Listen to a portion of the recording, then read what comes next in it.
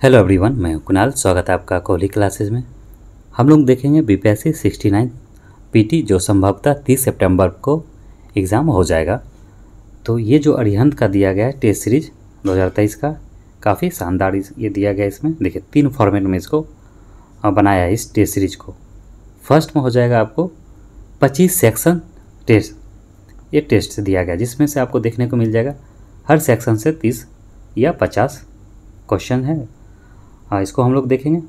फिर हम लोग देखेंगे जी 25 प्रैक्टिस सेट दिया गया है जो 150 क्वेश्चन का होता है। जो एग्ज़ाम जिस प्रकार होता है उससे हम उस प्रकार दिया गया और लेटेस्ट पैटर्न पे दिया गया है। और इसका क्वेश्चन भी काफ़ी शानदार, मतलब एक लेवल का क्वेश्चन रखा गया है। आपने देखा होगा पिछले जो 68 का जो पीटी था कितना अच्छा क्वेश्चन दिया गया था, लेवल था क्वेश्चन में। तो उसी को देखते हुए काफ़ी अच्छा बनाया है इसका। और लास्ट में है 3 वर्षों का जो सॉल्व पेपर है उसे भी दिया गया है। तो हम लोग सबसे पहले देखेंगे ये सेक्शन वाइज जो टेस्ट्स है वो देखेंगे, फिर ये 25 प्रैक्टिस सेट्स, और लास्ट में हम लोग देख लेंगे इसका 3 वर्षों के सॉल्व पेपर्स को। देखिए इसमें कैसे दिया गया, क्या क्या है इसमें। जो पहला जो क्या था, ये सेक्शन टेस्ट है। तो इसमें हो गया, पहला होगा प्राचीन भारत का इतिहास, इससे होगा क्वेश्चन 30 क्वेश्चन का दिया गया प्रैक्टिस। फिर हो गया मध्यकालीन भारत का इतिहास, सेम उसी प्रकार होगा। आधुनिक हो गया, कला एवं संस्कृति हो गया। और फिर देखिए विश्व का भूगोल है, इसी प्रकार पर्यावरण पारिस्थितिकी हो गया, बिहार का भूगोल, भौतिकी विज्ञान, रसायन, जीव विज्ञान, अंकगणित, रीजनिंग, मैथ रीजनिंग सब दिया गया है, एकदम पूरा अलग कर दिया गया चैप्टर वाइज करके। फिर देखिए बिहार करेंट अफेयर हो गया, स्पेशल आ जाएगा एक प्रकार का यहाँ से। राष्ट्रीय करेंट अफेयर्स हो जाएगा, अंतर्राष्ट्रीय करेंट अफेयर हो जाएगा। तो काफ़ी ये शानदार है, एक एक करके हम लोग इसे देखेंगे। तब हम लोग देखेंगे जो फाइनल राउंड है जिसमें 25 ये जो टेस्ट दिया गया है जो लेटेस्ट पैटर्न पर आधारित है। तो चलिए हम लोग देखते हैं। और लास्ट में जो है 66, 67 और 68 का जो दिया गया है सॉल्व पेपर्स पिछले साल का। चलिए शुरू करते हैं एक एक करके। पहला हम लोग देखेंगे टेस्ट सीरीज 25 सेक्शन टेस्ट इसमें दिया गया। देखिए यहाँ पे इसको फाउंडेशन नाम दिया गया है। चलिए सेक्शन टेस्ट नंबर 1 देखते हैं, प्राचीन भारत का इतिहास। क्वेश्चन नंबर 1, कौटिल्य के अर्थशास्त्र के संदर्भ में निम्नलिखित कथनों पर विचार कीजिए। पहला, यह नैतिकता को राजनीतिक औचित्य के ऊपर रखता है। दूसरा, इसने गुलामी की कड़ी निंदा की है। तीसरा, यह प्रशासन की समस्या के साथ साथ संपत्ति और अपराध के कानूनों से संबंधित है। तो इसका आंसर हो जाएगा केवल तीसरा। क्वेश्चन नंबर 2, प्राचीन काल में मनुष्य द्वारा अन्वेषित तथा सर्वप्रथम प्रयोग में लाई गई धातु निम्नलिखित में से कौन सी थी। तो कौन सा धातु था, ये था तांबा। सुवर्ण भूमि के शासक बालपुत्र देव जिन्होंने नालंदा में एक बौद्ध मठ की स्थापना की, इस बौद्ध मठ की स्थापना के लिए बालपुत्र देव ने किस शासक के पास अपने राजदूत को भेजा तथा अनुरोध किया कि वह उक्त मठ की देख रेख के लिए उन्हें 5 गांव का राजस्व प्रदान करे। तो ये भेजा था देवपाल के यहाँ। क्वेश्चन नंबर 4, भीमबेटका की गुफाएं तथा वहाँ निर्मित शैलसराय, जो शैलसराय है, शैलासराय किस नदी के तट पर अवस्थित है। तो ये है नर्मदा नदी पर अवस्थित। निम्नलिखित युग्मों में से कौन सा युग्म सुमेलित नहीं है। कौन सा नहीं, इसमें नहीं हो जाएगा, ये थर्ड हो जाएगा, तीसरा नहीं है, बाकी सही है। रवि कीर्ति हो गया, पुलकेशिन द्वितीय, भाभूति हो गया यशोवर्मन के समय में, और हरिसेन कब था, ये समुद्रगुप्त के समय में था, उनके दरबार में। क्वेश्चन नंबर 6, ताम्रशम जो ताम्रपाषाण काल में महाराष्ट्र के लोग मृतकों को घर के फर्श के नीचे किस दिशा में रखकर दफनाते थे। तो ये दफनाते थे उत्तर से दक्षिण की ओर।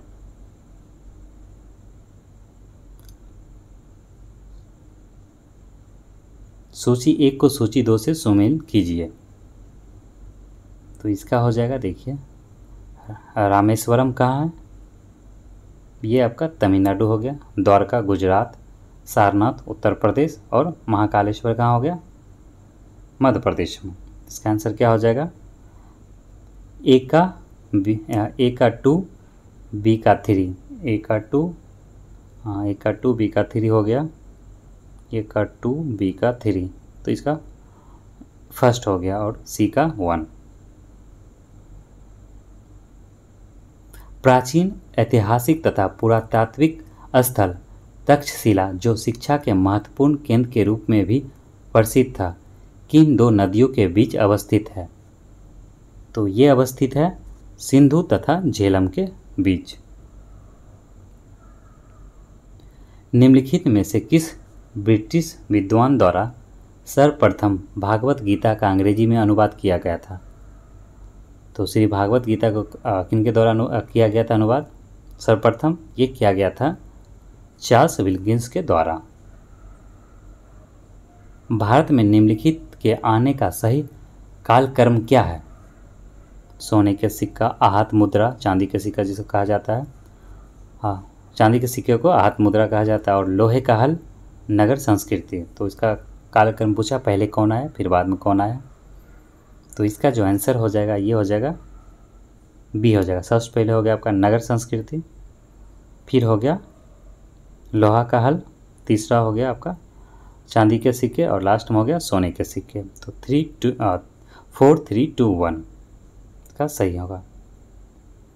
आगे देखते हैं क्वेश्चन नंबर 11।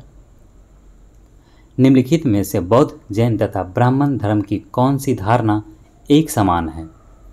तो तीनों का जो धारणा है वो है कर्मवाद का सिद्धांत, ये तीनों का एक समान है। Question number 12। प्राचीन काल में वैज्ञानिक प्रगति के संदर्भ में निम्नलिखित में से कौन से कथन सही हैं? पहला कह रहा, प्रथम शताब्दी में विभिन्न प्रकार के विशिष्ट शैल औजारों का उपयोग आम था। दूसरा, तीसरी शताब्दी के आरंभ में मानव शरीर के आंतरिक अंगों का प्रत्यारोपण शुरू हो चुका था। पाँचवीं शताब्दी में कौन का ज्या साइन का सिद्धांत ज्ञात था। और चौथा, सातवीं शताब्दी में चक्रीय चतुर्भुज का सिद्धांत ज्ञात था। तो इसमें से कौन सा सही है? 2, 3 और 4। 2, 3 और 4 ये कथन सही है, बाकी पहला वो गलत है। Question number 13। मौर्य अभिलेखों के संदर्भ में निम्नलिखित कथनों पर विचार कीजिए। कलिंग युद्ध का विवरण 13वें शिलालेख में, जो अशोक का शिलालेख है वो उसी के द्वारा है। कलिंग का जो कहाँ विवरण दिया गया था? 13वें शिलालेख में। देखते हैं, उत्तराखंड में अशोक का शिलालेख कालसी से प्राप्त हुआ है। अशोक को उसके शिलालेखों में प्रायः प्रियदर्शी नाम से उल्लेखित किया गया है। तो उपयुक्त कथन में से कौन सा सही है? तो मेरे हिसाब से इसका पूरा 1 2 3 सही होगा। क्वेश्चन नंबर 13, जी हाँ इसका तीनों सही है। मौर्य काल में भूमि कर, जो राज्य की आय का मुख्य स्रोत था, किस अधिकारी द्वारा एकत्रित किया जाता था? तो किसके द्वारा एकत्रित किया जाता था? एकत्रित किया जाता था, ये किया जाता था सीताध्यक्ष के द्वारा। निम्नलिखित में से कौन सा भारत पर यूनानी आक्रमण का प्रभाव नहीं है? तो यूनानी आक्रमण का प्रभाव इनमें से कौन सा नहीं है? तो इसका सी, भारत में ख्रस्टी लिपि का विकास हुआ, तो ये नहीं है। बाकी पहला क्या है? भारत में सांप्रदायिक एकता की भावना में तीव्र वृद्धि हुई, ये है। भारतीय नाट्य शास्त्र को प्रेरणा मिली तथा कई रचनाकार सामने आए, तो इसका ये दोनों सही है। बाकी तीसरा जो है ये नहीं है, इसका प्रभाव नहीं था। निम्नलिखित में से कौन सा कथन वैदिक युग के विषय में सही नहीं है? तो वैदिक युग के विषय में कौन सा सही नहीं है? पहला कह रहा, बाल विवाह का प्रचलन नहीं था। दूसरा, जानवर तथा मछली का मांस खाया जाता था। तीसरा, सूरा अथवा सोम जैसे मादक पदार्थों के सेवन का कोई साक्ष्य नहीं मिला है। और चौथा, उपयुक्त में से एक से अधिक। पांचवा, उपयुक्त में से कोई नहीं। तो क्या हो जाएगा इसका आंसर? तो इसका आंसर हो जाएगा ये तीसरा, ये क्या है, वैदिक युग के विषय में सही नहीं है, बाकी सब सही है। क्वेश्चन नंबर 17, निम्नलिखित में से कौन सा या से युग्म सही सुमेलित है? गुप्त संवत 319 ईस्वी, शक संवत 78 हो गया ईस्वी, विक्रम संवत ये होगा 58 ईसा पूर्व। उपयुक्त में से एक से अधिक, उपयुक्त में से कोई नहीं। तो इसका आंसर क्या हो जाएगा? इसका आंसर हो जाएगा डी, उपयुक्त में से एक से अधिक सही है। तो अर्थात ये भी सही है, ये भी सही है और ये भी सही है। क्वेश्चन नंबर 18 देखेंगे, निम्नलिखित कथनों में से कौन सा कथन सही नहीं है? तो कौन सा कथन सही नहीं है पूछा है। चैत्य एक लंबा आयताकार कक्ष होता था जिसका अंतिम छोर अर्धगोलाकार होता है। दूसरा, बिच्छुओं के रहने के लिए पहाड़ी काटकर बनाई गई गुफा को विहार कहते हैं। तीसरा, हाथी गुफा अभिलेख कलिंग के शासक मेघवर्मन के समय का है।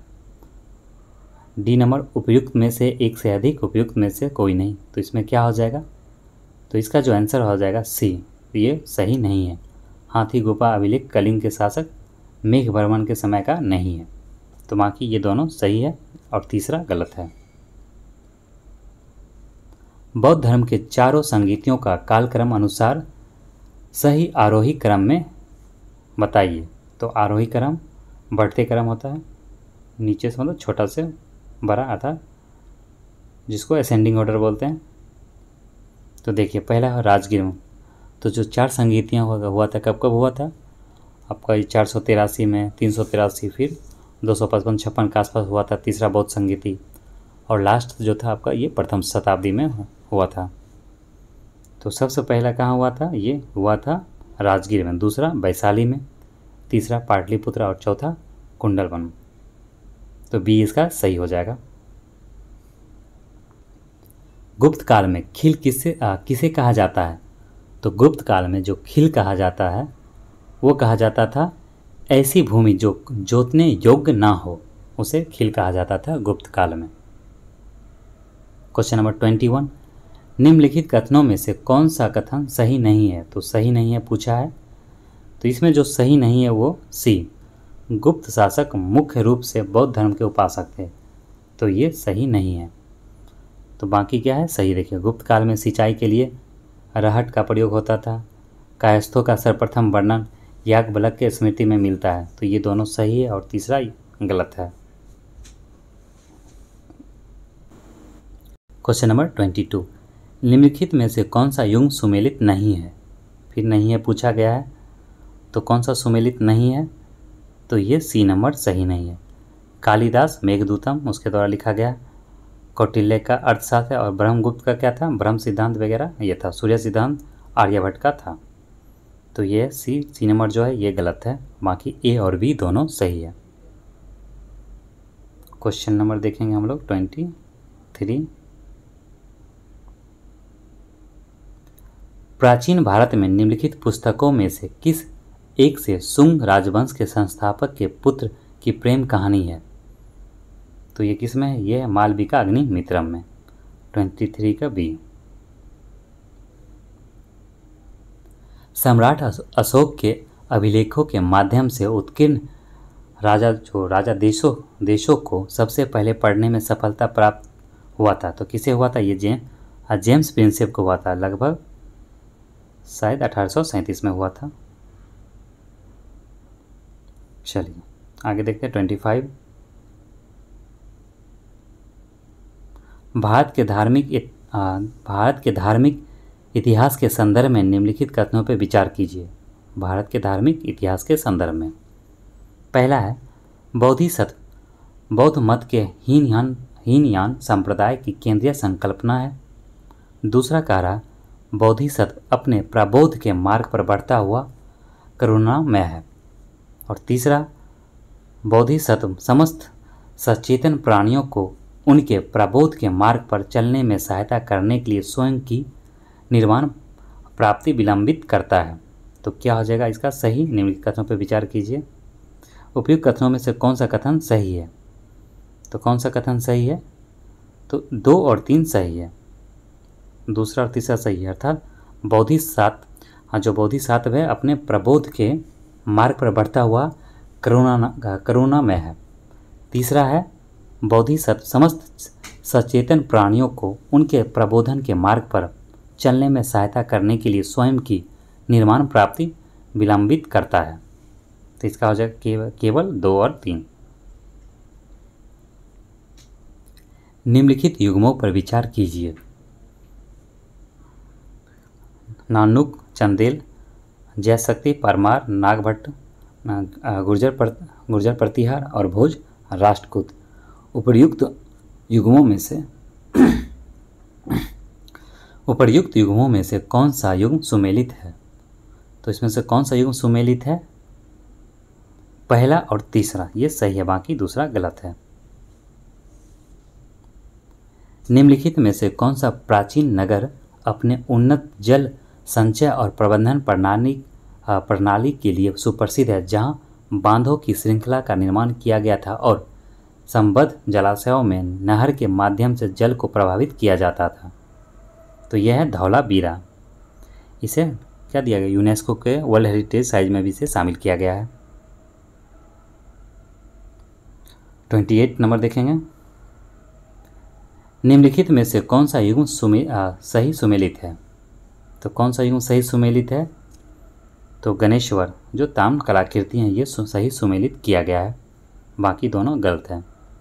बुर्जोहम क्या था? ये गर्तावास था, जो अंदर घर बना हुआ था मिट्टी के नीचे। तो ये गलत हो गया आपका, यहाँ भी ये भी गलत हो गया। टेराकोटा कला नहीं, तो यह हो जाएगा गुणेश्वर, हो जाएगा ताम्र कलाकृति से संबंधित। Question number 29। निम्नलिखित कथनों में से कौन सा कथन सही है? निम्नलिखित कथनों में से कौन सा कथन सही है? तो अजंता की गुफाएं बाघोरा अर्थात बाघूर नदी की घाटी पर स्थित है। तो जी हाँ, ये सही है, बाकी सारा गलत है। 29 देखिए, लास्ट हो जाएगा 30। भारत के इतिहास के संदर्भ में निम्नलिखित घटनाओं पर विचार कीजिए। राजा भोज के अधीन प्रतिहारों का उदय। दूसरा, महादेव वर्मन प्रथम के अधीन पल्लव सत्ता की स्थापना।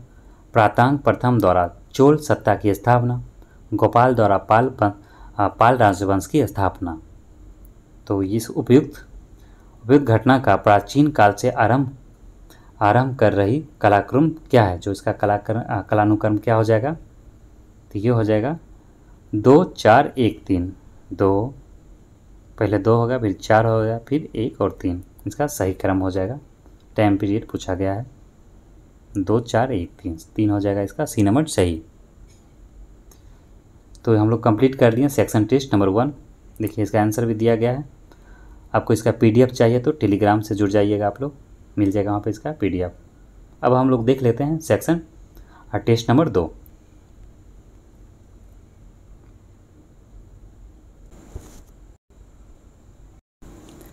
मध्यकालीन भारत का इतिहास। क्वेश्चन नंबर 1 देखेंगे। अंग्रेजों ने सूरत में अपनी पहली फैक्ट्री किसकी अनुमति से स्थापित की थी? जहांगीर। कब किया था? 1613 में।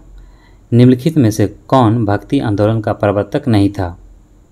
तो कौन भक्ति आंदोलन का प्रस्तावक नहीं था? प्रस्तावक, तो ये नागार्जुन नहीं था। दिल्ली सल्तनत के दौरान अफगान शासकों के शासन का निम्नलिखित में से कौन सा सही कालानुक्रम है? बहलोल लोदी खान, ये हो जाएगा सिकंदर शाह इब्राहिम लोदी। दिल्ली सल्तनत के तुगलक राजवंश का अंतिम शासक, तो तुगलक का राजवंश का जो अंतिम शासक था वो था नसरुद्दीन महमूद। सिख गुरुओं के संदर्भ में निम्नलिखित कथनों पर विचार कीजिए। बंदा बहादुर को गुरु तेग बहादुर ने सिखों का सैन्य प्रमुख नियुक्त किया। सही है। गुरु अर्जुन देव सिखों के गुरु रामदास के बाद बने। ये भी सही है। तो 5 का हो जाएगा पहला और दूसरा option A. Question number 6, Babur को भारत पर आक्रमण करने के लिए आमंत्रित करने वालों में से एक आलम खान, जो आलम खान था वो कौन? इब्राहिम लोदी का संबंधी तथा दिल्ली की सत्ता का दावेदार था वो। सूची 1 को सूची 2 के साथ सुमेलित कीजिए।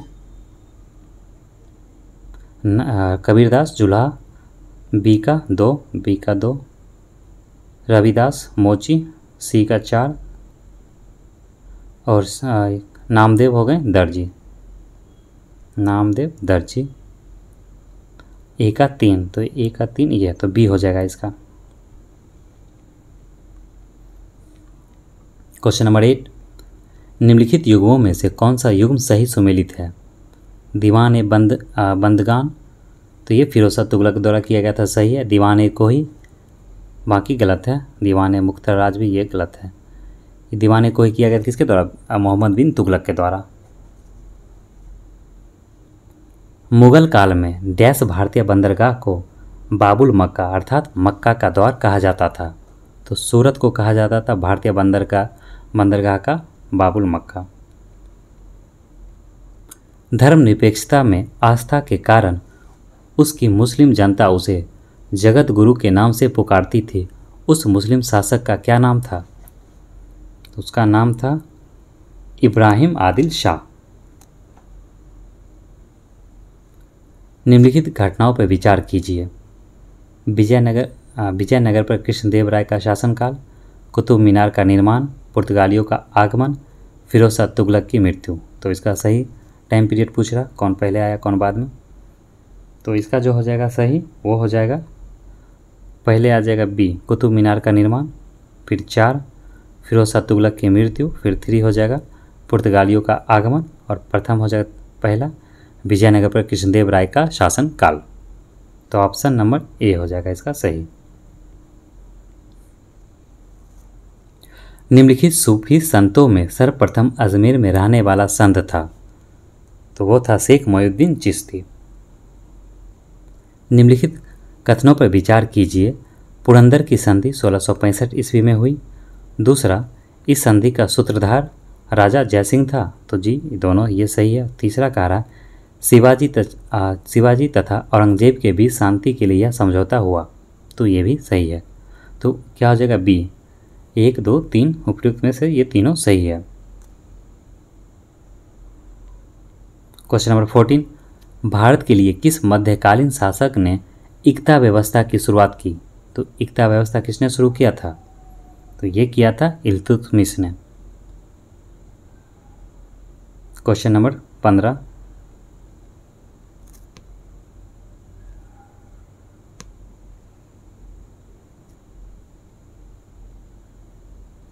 निम्नलिखित युगों में से कौन सा युग सुमेलित नहीं है? खानवा का युद्ध बाबर और राणा सांगा के बीच, ये सही है। चौसा का युद्ध हुमायूं तथा शेरशाह, हल्दी घाटी का युद्ध अकबर तथा राणा सांगा, ये नहीं, महाराणा प्रताप के बीच हुआ था, तो ये सही नहीं है। तो ऑप्शन सी हो जाएगा 15 का सी।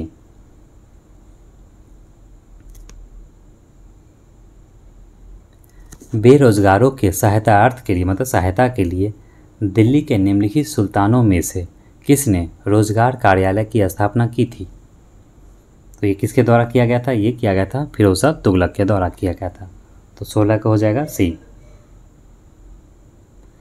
निम्नलिखित मध्यकालीन शासकों में से कौन एक उच्च शिक्षित था? तो अच्छा, जो वेल एजुकेटेड कौन था इसमें से? अच्छा, तो वो था शेरशाह। मुगल मनसबदारी व्यवस्था के संदर्भ में निम्नलिखित कथनों पर विचार कीजिए। जात एवं सवार पद प्रदान किए जाते थे, सही है। मनसबदार अनुवांशिक अधिकारी होते थे, जी हाँ ये भी सही है। मनसबदारों के 3 वर्ग थे, तो ये भी सही है। तो क्या हो जाएगा उपयुक्त में से सभी? 18 का ये हो जाएगा। किस मुगल बादशाह ने बलबन द्वारा प्रारंभ किए गए दरबारी रिवाज सिजदा को समाप्त कर दिया था? तो ये समाप्त कर दिया था शाहजहां ने, जो सिजदा व्यवस्था था उसे समाप्त कर दिया। मुगल तथा मेवाड़ के राणा के मध्य चित्तौड़ की संधि किस शासक के शासनकाल में हस्ताक्षरित की हुई थी, अर्थात जो साइन हुआ था कब, तो ये हुआ था जहांगीर के समय में। तो 20 का हो जाएगा सी। निम्नलिखित कथनों पर विचार कीजिए। दिल्ली सल्तनत के राजस्व प्रशासन में राजस्व वसूली के प्रभारी को आमिल कहा जाता था। दूसरा, दिल्ली के सुल्तानों की इक्ता प्रणाली एक प्राचीन देसी संस्था थी। तीसरा, मीर बख्शी का पद दिल्ली के खिलजी सुल्तानों के शासनकाल में अस्तित्व में आया। तो 21 का जो हो जाएगा वो हो जाएगा क्या हो जाएगा 21 का सी, केवल तीसरा यही सही है, बाकी दोनों ये गलत हो गया। क्वेश्चन नंबर 22, मध्ययुगीन भारत के धार्मिक इतिहास के संदर्भ में सूफी संत निम्नलिखित में से किस प्रकार के आचरण का निर्वाह करते थे? ध्यान साधना और श्वास नियम, एकांत में कठोर व्यायाम, श्रोताओं में आध्यात्मिक हर्षोन्माद उत्पन्न करने के लिए पवित्र गीतों का ज्ञान। तो इसमें से तीनों हो जाएगा, तीनों सही है। उपर्युक्त में से सभी हो जाएगा, अर्थात बी हो जाएगा, 1, 2 और 3।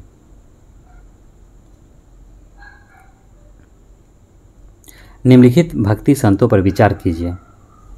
दादू दयाल, गुरु नानक, त्यागराज। उपर्युक्त में से कौन उस समय उपदेश देता था या देते थे जब लोधी वंश का पतन हुआ तथा बाबर सत्तारूढ़ हुआ? तो 23 का हो जाएगा बी, केवल 2, गुरु नानक। निम्न में से किस सुल्तान ने तुर्कान ए चहलगानी की सत्ता हुकूमत को तोड़ने तथा विनाश करने में पूर्ण रूप से सफलता प्राप्त की? तो ये किया था बलबन ने। 24 का बी हो जाएगा। निम्नलिखित में से किस मंगोल नेता या कमांडर ने भारत पर आक्रमण करने के लिए सिंधु नदी पार नहीं की? तो चंगेज खां ये सिंधु नदी को पार नहीं किया। क्वेश्चन नंबर 26, प्रसिद्ध मुगल चित्र जिसमें जहांगीर को सफाविद अर्थात साफवी शासक शाह अब्बास को गले लगाते हुए दर्शाया गया है, निम्न में से किस मुगल चित्रकार द्वारा ये बनाया गया था? तो ये बनाया गया था किसके द्वारा? अबुल हसन के द्वारा।